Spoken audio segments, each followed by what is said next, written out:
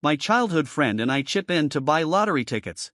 We win 5 million yuan, but on the night of the drawing, my friend tosses me just 4 yuan. I look down at the coins on the ground. Without a word, I pick them up and pocket them. He thinks I'm a fool. He thinks I'll beg him in tears for a bigger share. He thinks I'll stay his poor sidekick, taking the fall for him. What he doesn't expect is that when I paid for the tickets, I secretly bought 50 more with the same numbers, and I win 200 million. 3 minutes earlier at this lottery kiosk, Marcus crouched in the corner with a pen and a torn newspaper, spending 3 hours working out the numbers.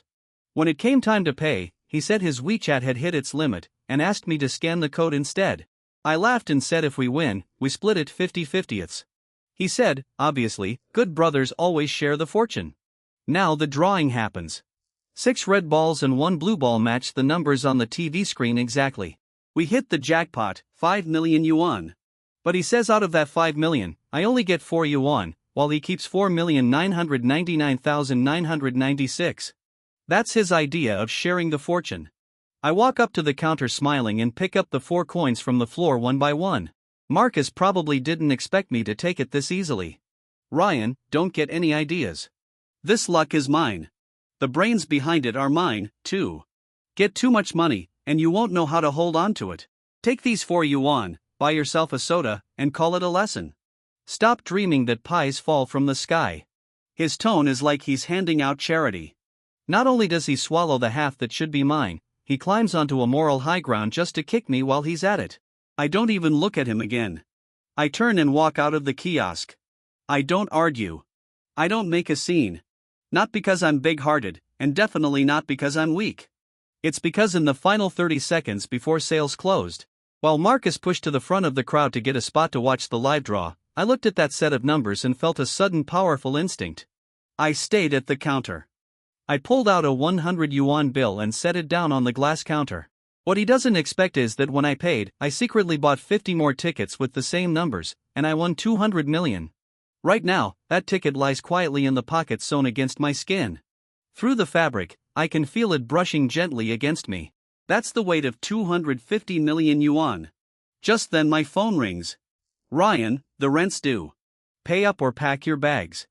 Marcus and I share a rented flat, a rundown place under 40 square meters, 800 yuan in rent each every month. I turn back and stand outside the lottery kiosk looking through the grimy glass door at Marcus inside surrounded by onlookers and jealous lottery players. He thinks he's rewritten his fate. He thinks he's climbed into a new class. Inside I sneer, Marcus, you think I'm a fool? You think I'd fight you over a few 100,000 left after tax, burn our friendship, even take you to court? Go ahead, spend your 5 million slowly. When it's all gone, you'll finally understand what a real world of difference looks like. I don't go back to that cramped, stifling rental. I'm afraid that if I go back and see Marcus's smug petty face, I won't be able to hold back my laughter. I check into a budget hotel, a standard room for 100 yuan a night. That night, lying on the stiff mattress, I stare at the ceiling with my eyes wide open. The tickets in my pocket feel like a red-hot iron branding my chest. I don't bother checking how much I'll get after tax. I already know it by heart. At a 20% windfall tax rate, 250 million minus 50 million in tax leaves me with exactly 200 million. This is a sum an ordinary person could work an entire lifetime and never earn. Early the next morning, just before dawn, I put on a mask and a baseball cap and take a car straight to the high-speed rail station. Because the prize exceeds the payout limit of the city lottery center, I have to go to the provincial lottery center. Along the way my phone won't stop buzzing. All messages from Marcus. That petty, huh? My neighbor the team leader is treating me to a big feast. Oh, and I'm done renting that dump.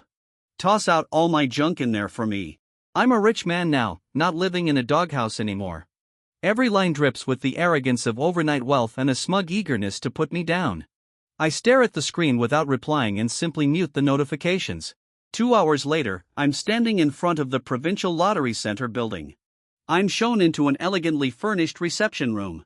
The staff member is a director wearing wire-framed glasses, so respectful it almost feels strange. Mr. Cole, please show us the winning ticket and your ID. From the pocket against my skin, I carefully pull out the tickets and hand them over. The director takes them with both hands and places them in the scanner. The machine gives a crisp beep. A long string of numbers pops up on the screen. Mr. Cole, all 50 of your tickets hit the jackpot. Total prize, 250 million. The net cash payout is 200 million. Shall we proceed with the paperwork? My calm seems to shock the director even more. He's probably seen countless winners break down in tears or even faint from excitement, but he's certainly never seen someone facing 200 million yuan without so much as blinking. Of course. Please wait a moment. The process should take about 2 to 3 hours. While I wait, I open my phone. Marcus has already flooded my social feed. The first post shows a heavily blurred winning check captioned, "Fortune's turn, 30 years here, 30 years there. Heaven does have eyes. My riches have finally arrived."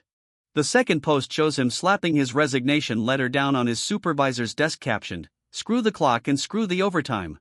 Starting today, I answer to no one." The third post is a sneaky photo of me. In it, I'm crouched on the balcony of the rental eating instant noodles, my back looking a little shabby. Captioned, "Some people are just born poor. Fussing over 4 yuan deserves a lifetime of instant noodles." This post, he made sure not to hide it from anyone. I look at this post he clearly wants everyone to see, meant to make his glorious new image shine brighter. I can't help but laugh out loud. "Mr. Cole, what's so funny?" "Nothing. Just watching a clown dance." I take the pen and stroke by stroke on the thick payout agreement sign my name. 10 minutes later, my phone buzzes once. I look at the long string of zeros in my bank balance and quietly slip the phone into my pocket. Outside, the sunlight is blinding. My new life begins. After leaving the lottery center, I don't go back to that shabby little town. In the busiest CBD of the provincial capital, I take out a long-term lease on a presidential suite at the Intercontinental Hotel. 8,800 yuan a night. When I swipe my card, my hand doesn't even hesitate. I take a hot shower and change into a bespoke suit I picked up on a whim at the luxury boutique downstairs. Standing at the huge floor-to-ceiling window, looking down at the bustling city below, a sense of total control rises from deep inside me. This is the power of capital. Over the following week, I don't rush to get back at Marcus because I know that the best way to deal with a shallow, small-minded upstart is to let him inflate himself first. Inflate until he's at his absolute peak, and then kick him straight into the abyss. I start working with headhunting firms, posting high-paying job listings. My suite becomes a temporary interview room. I want to build a top-tier business team to prepare for the next stage of Windfall Holdings. And during this same week, Marcus goes on a relentless spree, never letting up for a moment. It's as if he wants to purge every ounce of poverty and every hardship he's ever endured. All in just these few days. On my phone, I get his bragging messages every single day. On Tuesday, he sends a photo of a steering wheel, a golden shield emblem, a Porsche Panamera. "Ryan, see this? Paid in full, 1.8 million. This is the smell of real leather seats. You'll probably never smell it in your whole life. Had I known you were this pathetic, I should have been generous that day and tossed you a few hundred more, huh?" On Thursday, he sends a close-up of his wrist, a Rolex Submariner, his arm looped around an arm with bright red nail polish. Submariner, 180,000. This girl's a minor influencer. She wouldn't even glance at me before. Now she's glued to me every day calling me bear. Money really is a wonderful thing. Too bad this kind of fortune isn't something you can force. Looking at these messages, dripping with cheap taste and the stench of new money, I actually find it a little boring. After tax, he had 4 million. 1.8 million on a car, 180,000 on a watch, plus all his other reckless spending. In just a few short days, his principal has already shrunk by half. He thinks he's crossed into a new class, become a man above men. But in the eyes of truly wealthy people, an upstart with no substance who only knows how to spend recklessly is the perfect mark to be fleeced. "Mr. Cole, here's the business acquisition proposal. Let me walk you through the details. Following your instructions, we've completed a full asset acquisition of Xinhui Commercial Street on the east side of the city. The developer's cash flow has collapsed and he's eager to sell. If we acquire it outright, the package price would be around 80 million. I open the proposal, my eyes lingering on photos of the storefronts. That's the busiest, most bustling, highest traffic prime location in this whole city. Good. No need to haggle. Tell the developer I'll pay 90 million on the condition that all transfer paperwork is done within 3 days. Understood, Mr. Cole. I'll get on it right away. And keep this one storefront empty for me. No matter who comes to rent it without my approval, it's not to be leased out. Yes, Mr. Cole. Kevin steps out. The vast presidential suite is empty again. Just me alone. Just then my phone screen lights up. Another message from Marcus. This time it's a mass invitation. Hey hometown brothers, this weekend at 8:00 I booked 2 tables at the Royal International Hotel to celebrate. I just picked up my new ride brothers. Everyone please come and honor me with your presence. Tonight everything's on me. Right after that, he sends me a private message too. Ryan, I've told everyone in the group.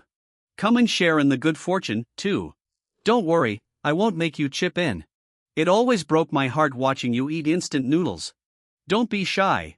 Just think of it as a chance to see how the other half lives. Every single word oozes an eagerness to strut and gloat in front of me, and it's revolting. He needs a contrast so badly. Without me, his old roommate, as the backdrop, how else could he show off how great he's become?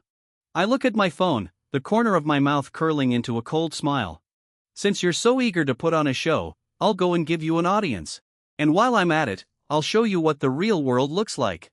Saturday night, 8 o'clock. I push open the heavy door of the Emperor's Hall private room. Beneath a huge crystal chandelier sits a round table big enough for 20 people, filled with the same hometown crowd who normally work factory floors and construction sites. Marcus sits right in the center of the head table, the absolute seat of honor. Pressed close beside him is a heavily made-up woman, the very same one from his social feed, Misty the Gold Digger. HM?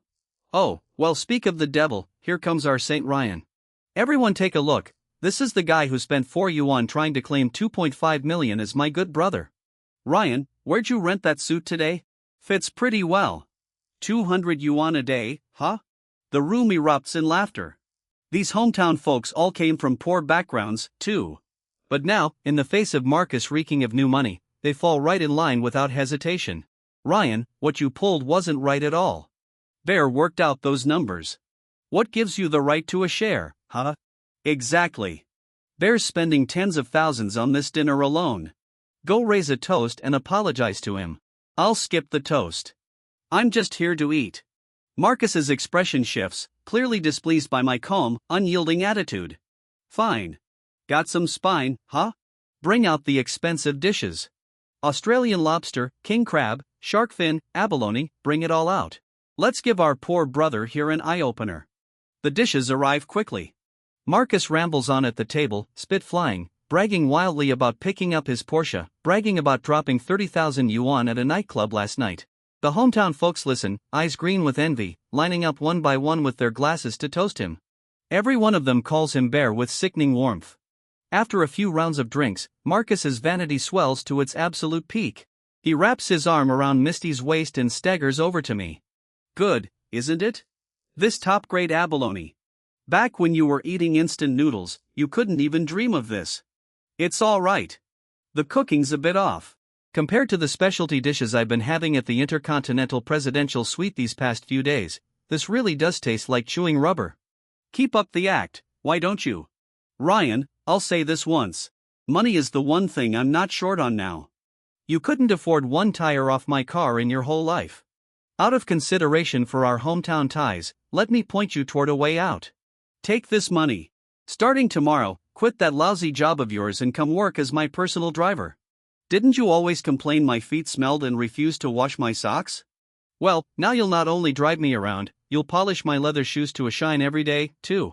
This 20,000 is your salary for the month. How about it? Ha ha. Bear, you're being way too generous with him. 20,000 to hire a useless driver. The hometown crowd all look at me with a mix of complicated expressions. Some envious that I might get 20,000, others just waiting to watch me humiliated. In their eyes, the lure of 20,000 yuan is enough to buy out a poor man's entire dignity. I stare quietly at the 20,000 on the table, and my mind flashes the balance sitting in my bank account. 200,042 yuan. 20,000 yuan. It's not even a single day's interest on my account.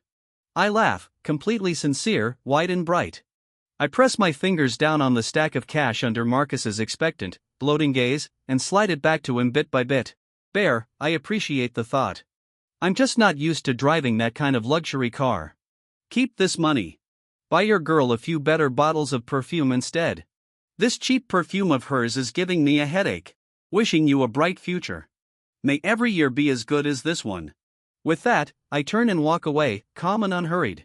Push open the private room door and step into the hotel's gleaming golden hallway. Behind me, Marcus's furious roar erupts, followed by the shatter of a wine glass. I walk out of the hotel. A cold wind blows past, and the air feels incredibly fresh. The curtain has risen on the real show. Enjoy your celebration while it lasts, Marcus, because your time is running out.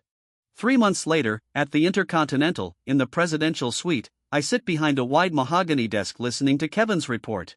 Mr. Cole, here's the update on Marcus you asked me to track closely. This guy is a textbook case, a perfect example of an upstart self-destructing. 3 months ago, he had $4 million after tax. He spent $1.8 million on a car in full, about $400,000 on watches and luxury goods, and he's been throwing money around at nightclubs, spending tens of thousands every day. On top of that, Mr. King likes showing off in front of the hometown crowd, lending out money left and right. Those so-called brothers of his never had any intention of paying it back. According to data provided by our contact inside the bank, his account balance is now under $1.5 million. It's easy to get used to luxury, hard to give it up. Now that his money is shrinking, he's starting to panic, isn't he? Yes, very much so. He drives around in his sports car with a young woman by his side. His fixed monthly expenses are at least $100,000. At this rate, he won't make it to next spring, so he's desperate to start a business now, wanting to make money grow money to keep up his big boss image. Oh, what's he planning? A restaurant. He set his sights on a storefront on Xinhui Commercial Street, a 3-story unit. He thinks high-end dining is very profitable right now. He's planning to open an extremely lavish top-tier private seafood restaurant there. Coincidentally, that's the exact storefront you told me 3 months ago to keep vacant no matter what. Has he signed the lease? Not yet. Our acquisition of the entire commercial street just completed all legal procedures this afternoon. Remember, have the property manager handle it directly. The owner behind Windfall Holdings must never be revealed. Yes, understood. Meanwhile, in an upscale cafe on the other side of the city, Marcus sits sweating, calculator in hand, crunching the numbers. Across from him, Misty fiddles impatiently with her freshly done nails. Marcus, can you actually pull this off? The rent on this place alone is $800,000 a year. Add the deposit plus 3 months up front and just the lease will cost over $1 million. What do you know? A woman's shallow thinking, Marcus snaps impatiently, but his eyes can't hide the panic underneath. His account really does have less than $1.5 million left. After paying the rent, he won't even have enough for decent tiles. But, the boasting is already out there. Just last night, he sent a big red packet in the hometown group chat, swearing up and down that he's about to break into high-end dining, opening the most luxurious seafood restaurant in the city. The hometown crowd all praised him in the chat, calling him Chairman Bear. If he suddenly backs out now, it would hurt his fragile ego worse than death. This location is the best in the entire city. Once we open, we'll pull in tens of thousands a day. We'll break even in a month. I've got plenty of money. It's just a luxury renovation, right? Get a construction crew, make everything gold and glittering. Paint every pillar gold. Use the biggest crystal chandeliers you can find. The second people walk in, they need to know I'm rich. Watching Marcus's manic behavior, Misty rolls her eyes and says nothing more. The next morning, Marcus, bank card in hand, walks into the property management office on Xinhui Commercial Street, chin held high. Without hesitation, he signs his name on the lease agreement. With a beep from the card reader, over $1 million yuan in cash is charged straight into Windfall Holdings' corporate account. Marcus looks at his account, now down to $300,000, and feels a flicker of unease. But as he walks out of the office, looking at this massive storefront now his own, seeing his own reflection in the glass door, himself driving his Porsche, he decides it's all worth it after all. What he doesn't know is that behind the very security camera above his head, I'm sitting in my suite, sipping red wine, watching him dig his own grave in real time. Marcus is a man who cares desperately about appearances, and his taste is remarkably vulgar. His restaurant, the private seafood venture, undergoes a loud, splashy renovation. In pursuit of what he calls imperial luxury, he wraps every load-bearing pillar in cheap, gaudy, gold-tone reflective panels, and orders over a dozen huge, cheap, imitation crystal chandeliers online. The entire ground floor ends up looking like an 80s nouveau riche showroom. But this kind of tasteless overspending quickly starts costing him. The remaining 300,000 disappears into pricey materials and labor and a mess of miscellaneous costs, gone without a trace. The construction crew, unpaid for their progress work, stop working and lock the front door. Marcus is truly panicking now. The opening is only 2 weeks away, and he doesn't even have the money to hire a chef, buy furniture, or stock seafood. He considers borrowing from the hometown brothers he's been so close with. But when he calls, they're either building a house or say their wife controls the finances too tightly. Not one of them lends him a single yuan. He finally understands the people who once flocked around him only wanted his money, never him. Just as Marcus hits a dead end, even considering a loan shark, Misty offers him an idea.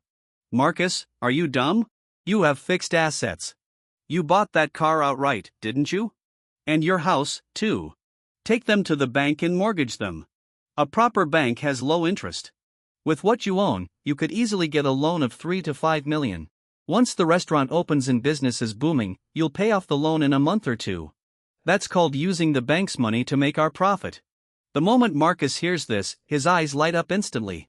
Why didn't I think of that? Brilliant. He thought of an excuse, bringing his aging parents into the city to enjoy their retirement.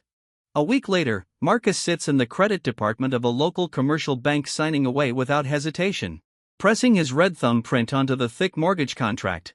His Porsche Panamera plus his family's house back home. After appraisal, the bank grants him a full 3 million loan. The moment the text alert confirms 3 million has landed in his account, Marcus feels his confidence surge right back. He not only settles the remaining renovation costs, but also spends heavily on a flood of online advertising, hiring over a dozen scantily dressed hostesses claiming to build the city's top seafood feast. He even arrogantly sends a text to my phone.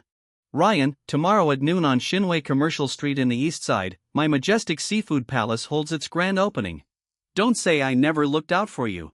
Come see the place. I'll treat you to a bowl of shark fin soup to rinse your mouth. I read this text on my phone screen while sitting in the back seat of the Rolls-Royce heading to Windfall Holdings headquarters. The car glides to a smooth stop outside the Windfall building. Kevin, along with over a dozen executives, is already waiting respectfully on either side of the red carpet. Mr. Cole, all the property transfer procedures for Shinway Commercial Street have been fully completed. From this moment on, every blade of grass, every brick and tile on that street legally belongs to Windfall Holdings under your name. The storefront directly across from Marcus's place. How's the preparation coming along? Everything's ready, Mr. Cole. It's a unit 3 times the size of Marcus's place. A top-tier 2-story storefront. The interior design was completed by a top international design team working through the night to finish. Understated luxury with nothing but genuine top-quality materials. A 3 Michelin star chef has already moved his team in. Wild Australian lobster, Russian king crab, Japanese A5 Wagyu. Tonight, all of it arrives via our private plane through cold chain air freight straight to storage. Tomorrow at noon, the exact same moment Marcus opens his place, our Windfall Feast opens, too. No cheap influencer marketing. We're spreading the word directly through the city's high-end circles. Entry by my business card or proof of assets. Opening month, all top-tier seafood unlimited at 80% off. Kevin sucks in a sharp breath. Marcus thinks that his 3 million yuan mortgage loan is enough to leverage his way into high-end dining. He has no idea that on the very stage he's so proud of, even the floor beneath his feet is mine. Tomorrow, I'll let him watch with his own eyes as the upstart's dream, built on vanity and borrowed money, shatters into nothing. I'll show him how, in the face of absolute strength, it gets ground into ash, inch by inch. On August 18th, the central plaza of Shinway Commercial Street is drowned in the deafening roar of drums and gongs. Marcus names his restaurant the Majestic Seafood Palace. For this day, he's thrown every borrowed penny into it. Outside the entrance, a 50m red carpet stretches out, flanked by 2 rows of tall hostesses in bright red cheongsam, shivering in the cold, forcing smiles anyway. Marcus, this spread today is unreal. Look, you even got the city's biggest, most respected businessmen to show up. Of course, you have no idea what your bear is worth these days. If we make a splash today, from now on, this will be the go-to dining spot for the city's elite. He stands behind the big glass door as if he can already see stacks of cash lining up to flood into his pocket. Just as he's about to have someone light the custom-made firecrackers worth 88,000 yuan. Directly across the street, separated by just a 12m wide walkway, that building, covered by a massive black curtain for a full 2 weeks, 3 stories tall, suddenly stirs to life. No deafening drums. No gaudy red carpet, just a few low, solemn ceremonial cannon blasts, and the massive black curtain falls away, smooth as silk. The smile on Marcus's face freezes. A deep, ominous feeling rises in his chest. When did a place like this appear right across from him? Just then, a motorcade suddenly rolls in from the street corner, not a single car worth less than $3 million, pulling up silently outside Windfall Feast. Every man in a sharp suit, the kind of real power players usually only seen in local business news, guided by white-gloved valets, strolls in through the understated entrance, smiling. Marcus stares hard, eyes practically bulging out. Among them are several local Chamber of Commerce leaders he'd spent a fortune trying to reach through connections, but never even got to meet. And what happens next completely shatters what's left of his composure. On the giant LED screen across the street, a line of text quietly lights up: Windfall Feast, soft opening today, no private room fees, no service charges, live Australian seafood, Russian king crab, Japanese Kobe beef, all included. To celebrate our opening, 80% off, no minimum spend. The words 80% off hit like two sledgehammers slamming into the back of Marcus's skull. Seafood dining has extremely high costs, especially airlifted top-tier live seafood. Even at cost, there's no way to sell it at 80% off. That place across the street isn't running a business. It's burning money. It's throwing millions upon millions of cash straight into a furnace in front of every passerby on the street. The customers who've been drawn in by Marcus's own discount promotion see the sign and the insane discount across the street and instantly surge like a tide toward Windfall Feast. The place across the street is packed, luxury cars gathered outside, waitstaff in tailcoats rushing off their feet. Meanwhile, at Marcus's majestic seafood palace, only the 2 rows of hostesses in red cheongsam stand awkwardly in the cold. For the entire afternoon, not a single fly flies into Marcus's restaurant. Meanwhile, I sit in my office on the top floor of the Windfall building watching the big screen, live footage streamed back from a drone. I lift the wine glass off my desk and take a slow sip. Marcus, this is only day 1. 2 weeks later in the fish tanks at the majestic seafood palace, dead fish have started floating to the surface. Marcus's eyes are bloodshot from sleepless nights. Windfall Feast across the street is packed every single day, reservations already booked out into next month. Customers would rather wait in line across the street than set foot inside his restaurant. Every day now, the moment he opens his eyes, it's 10,000 yuan in rent, plus staff wages, kitchen costs, utilities. After just 2 weeks, most of his cash flow has already been drained. Worse still, calls from the bank's credit department start coming in like a death sentence, reminding him that next month's massive loan payment is coming due. Misty, how much money do you have left? Give it to me to cover the gap for now. Are you kidding me, Marcus? My spending money can barely buy a handbag. Besides, you were the one who said you'd support me. Now you're asking me for money? If this dump of a restaurant really can't survive, just shut it down already before you drag the Porsche down with it, too. Giving up isn't a word in my vocabulary. Marcus's pride will not let him go bankrupt. Since he can't win head-on, he turns to the only path left, cheating. That night, Marcus calls in the head chef, who's paid $20,000 a month, and fires him on the spot. You've ruined this business. Don't bother coming in tomorrow. Mr. King, do you know what ingredients they're using across the street? And what am I supposed to work with here? You want me to compete with wild-caught Australian lobster using farmed river shrimp? This is on you, not me. Don't blame my cooking skills. After driving out the head chef, Marcus drives through the night straight into the rundown outskirts to a black market wholesale market that reeks of rot year-round. Boss, you want the cheap stuff, right? How much for all this? Hey. Live seafood, 100 apiece. Dead seafood, 10 yuan a pound. As long as your kitchen loads it up with strong flavoring and chile, dresses it as spicy crab or boiled fish, most people can't tell the difference. Fine. Load up a truckload for me. Also, do you have that high-end counterfeit liquor? Sure do. 150 a bottle. Packaging looks exactly like the real thing. The barcode even scans as authentic. Just gives you a headache after a few drinks. That night, Marcus hauls a truckload of stomach-turning, low-grade ingredients and counterfeit liquor, smuggling it all in through the restaurant's back door. He thinks he's found the perfect way to turn things around at rock-bottom cost, run a so-called bargain basement promotion. As long as he can lure in walk-in customers, every sale brings in profit. Just enough to cover the loan interest for now. What he doesn't know is that every security camera on Shinwei Commercial Street, including the one right at his back door, feeds directly into my executive office. I sit in my leather chair watching on the monitor as Marcus, sneaking like a thief, carries the reeking dead fish and shrimp into the kitchen. I feel not a trace of anger, only a deep pity and a bitter kind of amusement. A man knocked senseless by 5 million yuan, trying to fill the pit of greed he dug with his own hands, has now thrown away even the most basic decency. I pick up the phone on my desk, switch on speakerphone, and dial the city's market supervision hotline. I'm a concerned citizen. I'd like to file a report under my own name. Storefront 16, on Shinwei Commercial Street East Side, the majestic seafood palace. They're suspected of buying spoiled, rotten seafood and selling large quantities of counterfeit premium liquor. The evidence is solid. All the delivery footage and black market transaction records I've already sent to your office's public complaint email. I hang up the phone, walk over to the floor-to-ceiling window. The sky outside is heavy and gray as if a storm is about to break. The next day at noon, Marcus forces a smile and hangs a banner outside. Special prices, real rewards for our guests. Maybe because the line across the street at Windfall Feast is simply too long to join. A scattering of bargain-hunting walk-ins actually gets lured in by his banner. In a booth upstairs, 4 rough-looking men in loud shirts sit hunched over a plate of spicy king crab digging in. Hey, this liquor tastes off. Why does it burn my throat? And this crab meat is mushy, tastes like it's gone bad. Gentlemen, this is genuine liquor, freshly stocked.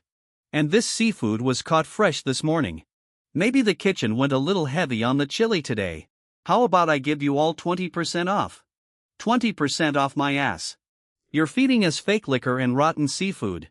Just as chaos breaks out in the dining hall and Marcus is nearly on his knees in fear, several uniformed inspectors, faces stern, stride in through the door. We've received a formal citizen complaint. This establishment is suspected of serious food safety violations. Team 1, secure the site. Team 2, inspect the kitchen ingredients. Team 3, check the storage records against the delivery invoices. At those words, Marcus's legs give out and he collapses onto the marble floor. It's over, the only thought left in his mind. In under 10 minutes, the inspectors haul out of the storeroom a full 20 boxes of counterfeit liquor. The reeking dead seafood in the kitchen is seized in front of everyone. The customers clutch their stomachs and start retching on the spot. This is an extremely serious violation with severe public impact. By law, this establishment is hereby sealed and shut down. A fine of 500,000 yuan is imposed. Given the scale of counterfeit goods involved, the amount is substantial. The business owner will come with us for questioning immediately. 2 cross seals are pasted across the grand glass doors of the majestic seafood palace. But this is only the beginning of Marcus' nightmare. Just as Marcus is about to be loaded into the enforcement vehicle, a black Mercedes van pulls up to the curb. Kevin, in a sharply tailored suit, steps out. Mr. King, I presume? I'm the legal director of Windfall Holdings, here on behalf of your landlord to formally deliver notice of lease termination. What are you doing? I've paid a full year's rent and deposit.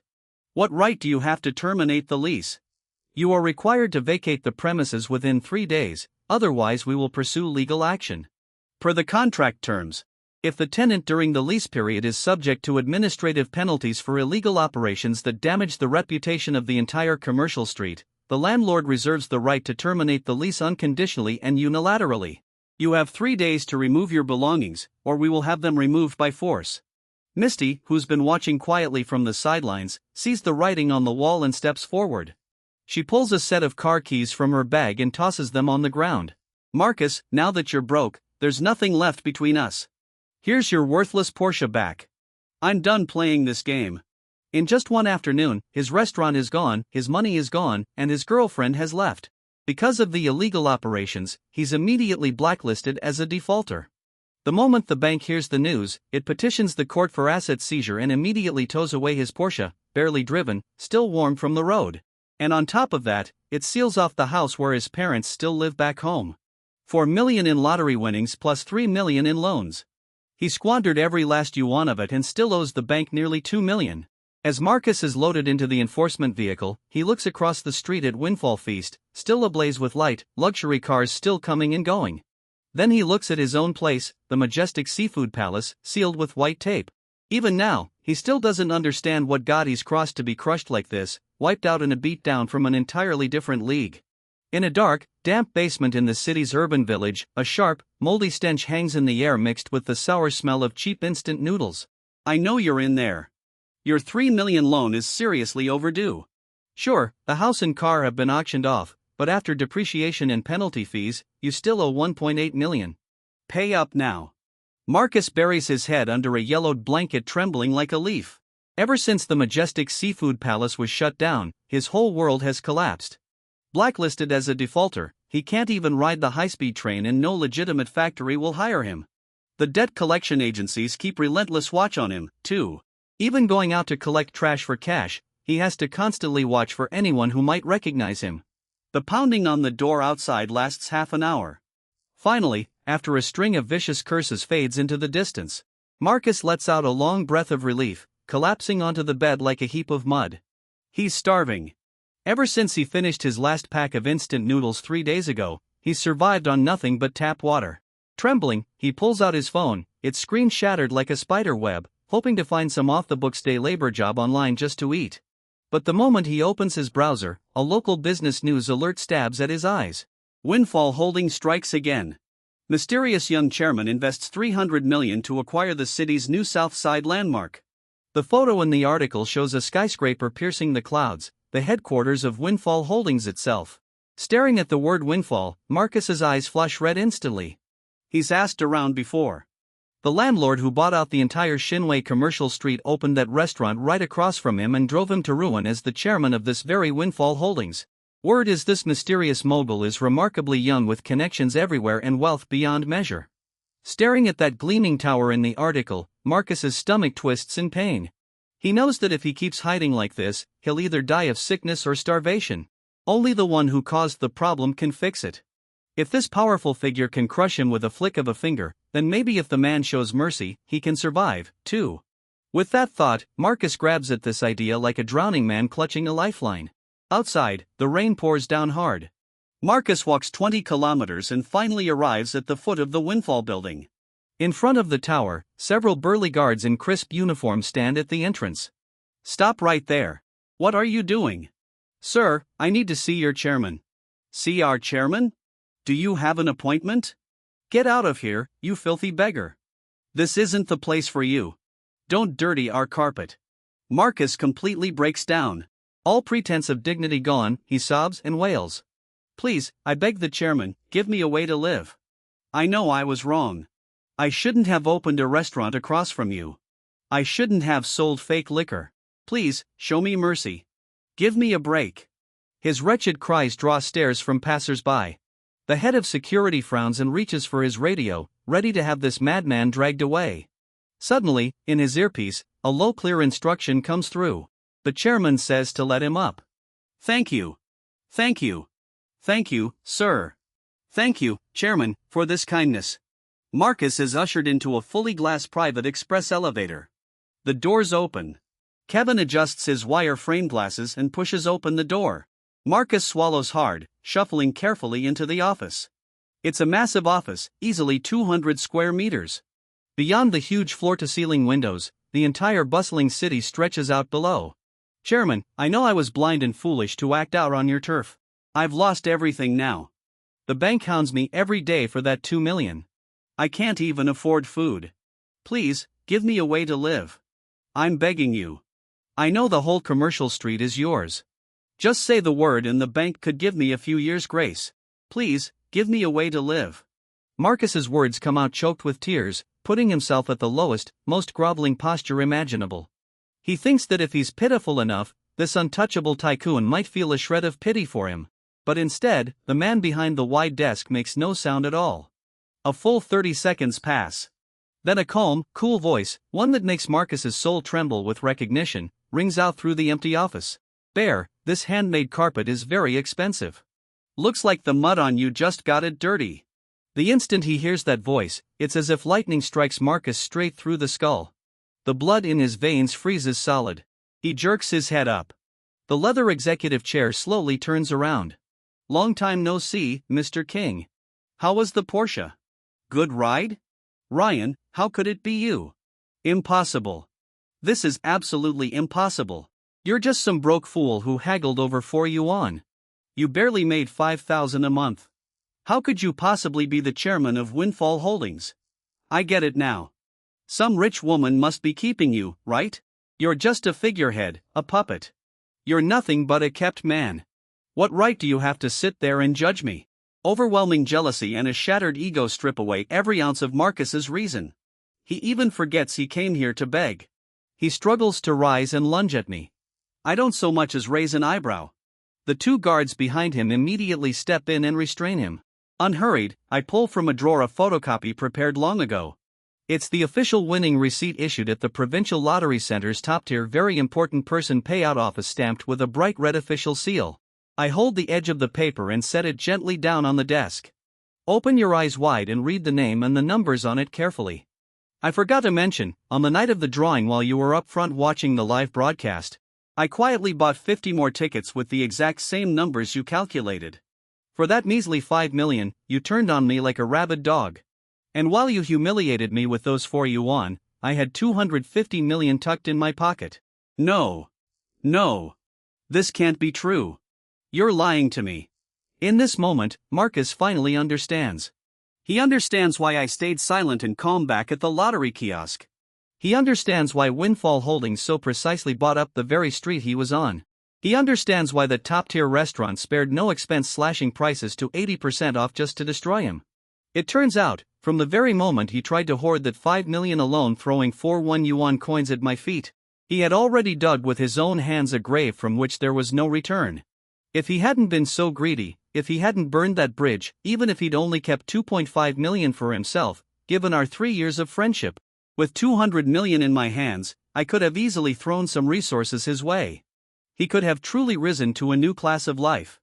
But he took a god of fortune with his own hands and turned it into the reaper who'd send him to hell.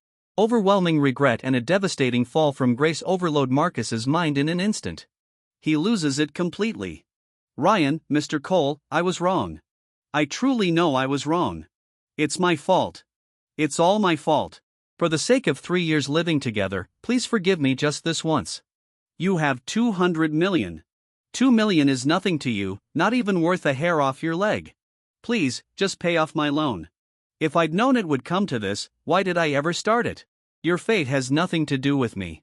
Everything I've done simply follows the most basic rules of business. You chose to open that restaurant.